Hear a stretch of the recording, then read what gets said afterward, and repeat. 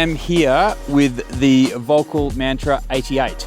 So this is a ski that used to be called the Kendo. It's been in Volkl's range for a long time, but due to the popularity of the Mantra overall, they've renamed their all-mountain range into Mantra. So a lot of you might have skied Kendo in the past, and this will be the ski that replaces it. So as 88 in the name would suggest, it's 88 mils underfoot, which is a width that we really recommend for all-mountain Australian skiing, because you can get a really good edge on the firm snow that we get in the mornings, but that width helps you float in the slushy afternoons that we also typically get in Australia.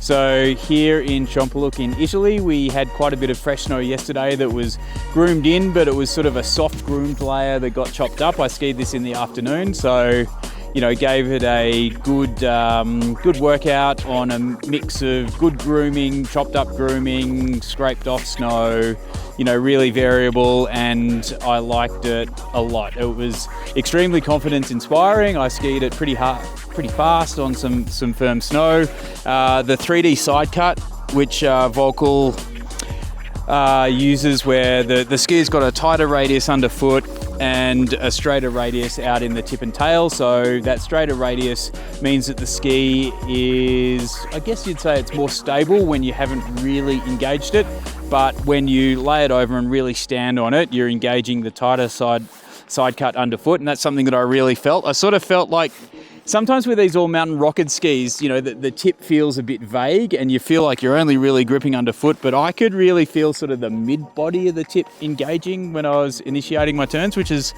kind of a new feeling. And you can see with the partial metal underfoot that, it's around that point that the metal becomes more substantial, and that's something that I could really feel. So obviously ski companies now are putting gaps in the metal, and they're putting things like carbon in the tips to put the beef in the ski where it needs to be, but reducing weight where it doesn't need to be. And this is, it's not an extremely heavy ski, but I think they've got the balance really right between, finding that balance between power and stability. So overall, really enjoyed this ski.